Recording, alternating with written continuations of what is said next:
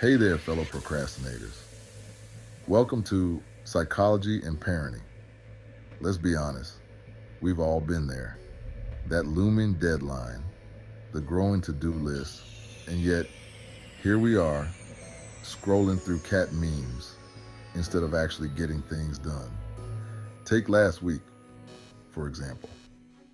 I had a whole segment to write about the European Union's trade regulations. Riveting stuff, right?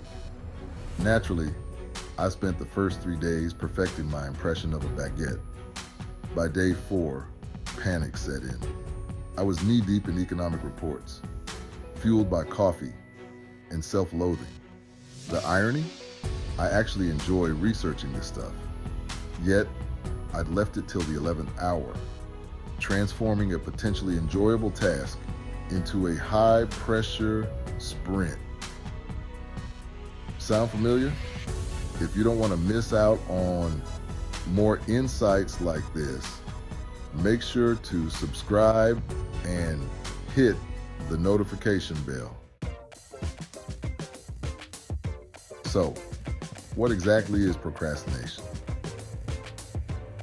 In a nutshell, it's choosing to do less important tasks over more significant ones, even when we know it might hurt us in the long run.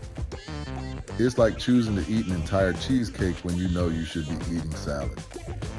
Your brain knows it's wrong, but oh boy, does that cheesecake taste good in the moment.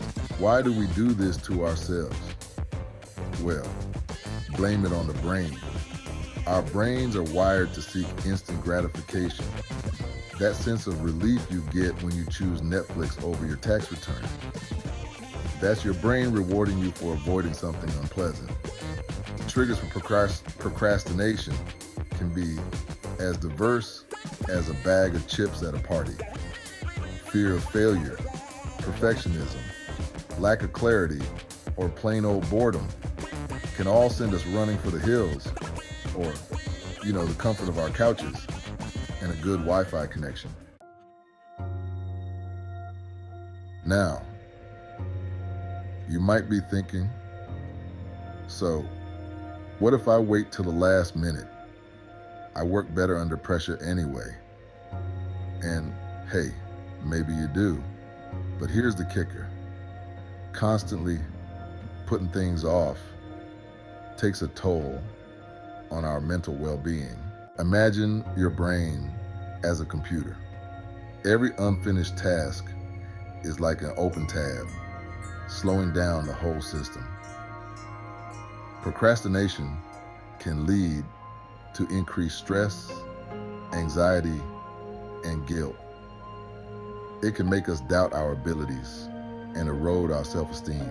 Remember that EU trade regulation segment I mentioned?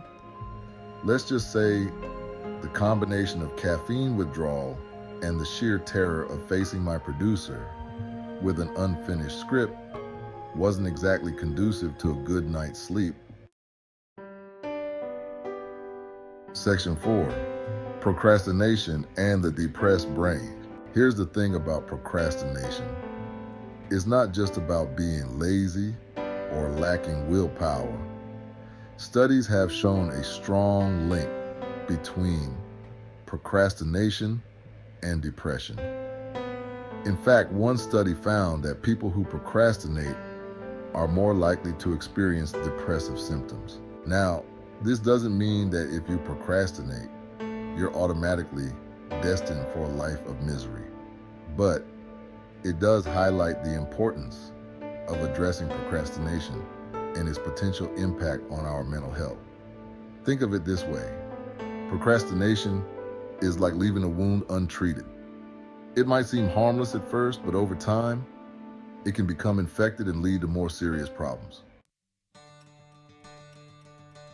Section 5, Taming the Procrastination Monster. The good news is procrastination isn't a life sentence.